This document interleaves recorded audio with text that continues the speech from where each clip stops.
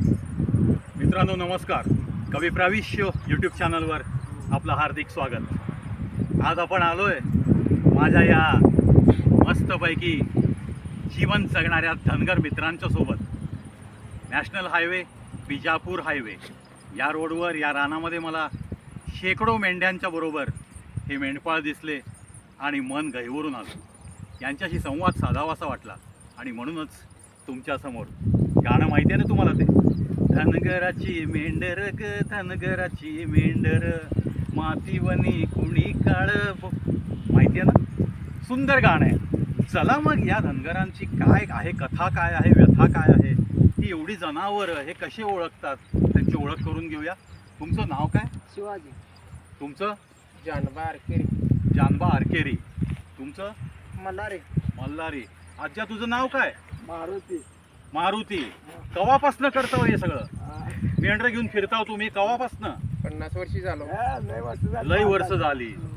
तुम्ही? पूर्वी 50 वर्ष. तुमचं म्हणजे हाच धंदा आहे का? हे धंदा आहे. शिवाजी तुझी किती आहेत हे जनावर? हे कोणाकोणाची आहेत? ही सगळ्याच येते आपली.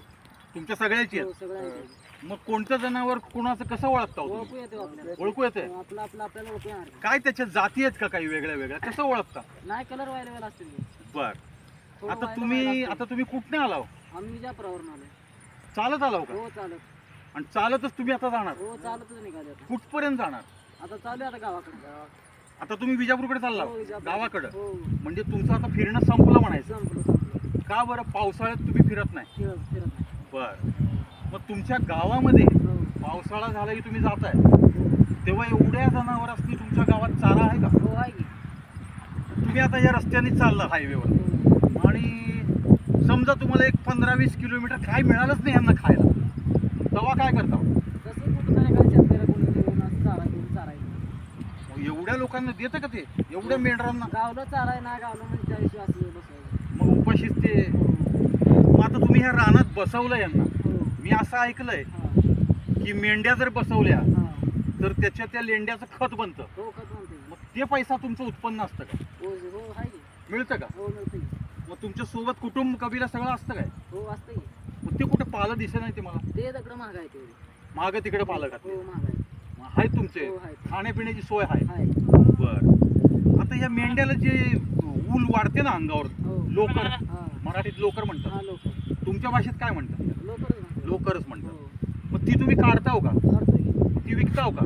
नाही मग काय होते त्याचं? फुकट जाते ते. फुकट जाते. कुठल्या तरी एक मेंढरीला किंमत आहे की त्या ऊलला? ती कुठले होते? काळे मेंढरा राहते. हा? काळे मेंढराला. काळ्या मेंढराच्या लोकरला फक्त किंमत मिळते मित्रांनो.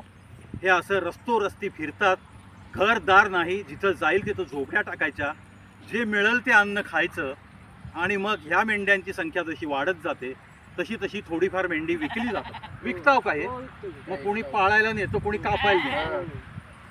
मग तुमचं काय ते गणित कसं तुम्ही ओळखता? तुमच्या आता 300-400 मेंढर आहेत म्हणतात. आमचा धंदा आहे, जेव्हा आपल्याला ओळखू शकते आम्ही त्याला तुमच्या आणून बरोबर आता हे चालली मेंढर हो. आणि समजा चुकून राहणार एक मेंढराला समजा डुलकी लागली हो नाही आणि ती झोपलं तिथं कुठं राहिलं, झोपलं तर राहिलं मग काय तुमचं नुकसान? नुकसान. अरे बाप. मित्रांनो पहा, अच्छी खासी नौकरी रहने के बाद भी इंसान परेशान सा रहता है. पण मला यांच्या चेहऱ्यावर जे हसू आहे, हे हसू बघून माणूस हसण्यासाठी पैसे लागत नाहीत हे वाक्य सिद्ध करणारे ही माझे धनगर मंडळी आहेत. तुम्हाला दुसरं काय कामधंदा? शेतीवाडी? शेतीबाडी आहे गावाकडे. गावाकडे आहे? किती आहे? शेतीबाडी आहे एक 7-8 एकर. मग ती बघणारं दुसरं कोणतं आहे? हा आई वडील आहे तिथे. हां, मग तुम्ही फिरत असता? फिरत असे आम्ही शेळे बघत राहतो इकडे. बर बर. आता असंच गावाकडे अजून काही आहेत का तुमचे हे मेंढर? आहे तिकडे बी असं फिरवत आता गावाकडे निघायचं. आता पावसाळा आला याला. बर. आता हे तुम्ही जे आहे सगळे एकत्र झाला इथं, हो, एकत्र. ही जनावरं बी तुमची मेंढर सगळी एकत्रच आहेत. हो, एकत्र. मग कुठलं विकलं गेलं तर ते कोणी ज्याचं विकलं जाईल त्यांनी पैसा हो, घ्यायचा. त्यांचं ऐकलं त्यांनी घ्यायचं. तुम्हाला असं काही म्हणजे फिरण्यामध्ये किंवा माझं हे असं जीवन आहे, मला बी चांगलं जगायचं आहे, खिशात मोबाईल तर दिसतंय शिवा तुझ्या, हो. जरा तू या समध्यामध्ये मॉडर्न मेंढरी काय धनगर दिसतोय. किती शिकलाय? मी 5वी शिकलो. 5वी शिकलाय. हो. थोडंफार मोजता येते तुला? हो. हा, म्हणजे मेंढर तुझी राहणार नाही ती. तुम्ही काय शिकला हो का? नाही नाही नाही अजिबात काय नाही. आज्या तू शाळा नाही, आम्हाला नाही सांग. तू गेला का शाळा? नाही गेलो. नाही गेला. मित्रांनो, अशिक्षित असून सुद्धा शेकडो जनावरं प्रेमाने पाळायची आणि पोटाच्या आपल्या खळगी भरण्यासाठी जेव्हा वेळ येईल तेव्हा हीच त्यांना मेंढरं विकावी लागतात आणि त्याच्यातून सगळ्या कुटुंबाची उपजीविका जीव आमचा चालते. हो सगळा हा? जीव सगळा मेंढरात आहे. सगळा जीव यांचा मेंढरात आहे. पुन्हा एकदा जोरात सांगा आमच्या कॅमेरा. जीवच आमचा मेंढरात आहे सगळा हो. क्या बात आहे. शिवाजी, तुझं मला हे वाक्य आवडलं, जीवच आमचा मेंढरात आहे. जे काही करायचंय पोटा पाण्यासाठी ते मन लावून करायचं, हाच संदेश शिवाजीने दिलाय. मी मेंढर पाळतो ना, मी शिकलो नाही ना, मग मी हे काम जे करणार आहे ते प्रामाणिकपणे करणार, कष्ट करणार, हो, बरोबर आहे. रात्रंदिवस यांच्यात जीव माझा अडकलाय, मी यांची सेवा करणार. सेवा करणार. हा. त्यांना जे हवं नको ते त्यांना मिळालं पाहिजे. हो, जेव्हा विकायचंय तेव्हा विकणार हो, आणि त्या पैशात माझं कुटुंब कबीला भागवणार, हो. असंच ना? हा, बरोबर आहे. अतिशय सुंदर. तुम्ही मला सगळ्या धनगर लोकांनी वेळ दिलात. थोडासा मी कॅमेरामनला विनंती करतो, सगळ्या रानावर एकदा कॅमेरा मार. सुरू सगळे. ही मेंढरं किती आहेत हे सगळं माझ्या प्रेक्षकांना दाखव. जवळपास 300 मेंढरांना घेऊन हे 4-5 लोक फिरतात. सोलापूरपासून 12 किलोमीटरवर हे पोचलेले आहेत आणि आता ते विजापूरच्या दिशेने निघणार आहेत. 15 ते 20 मिनिटात ते इथनं हलणार आहेत त्यांची 400 जनावरं घेऊन.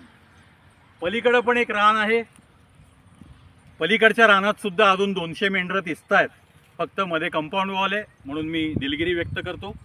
पण या लोकांचं जीवन हे कुठेतरी तुमच्या मनापर्यंत पोहोचवावं असं मनापासून वाटलं. म्हणूनच या शिवाजीसारख्या या आमच्या सगळ्या बुजुर्ग मंडळींच्या हा दुसरा एक चांगला धनगर, यांची काठी पकडण्याची स्टाईल, एकदा शिवाजी काठी तुम्ही कशी पकडतात ते दाखवा. वा मित्रांनो, आपली भारतीय संस्कृती ही विविधतेने नटलेली संस्कृती आहे.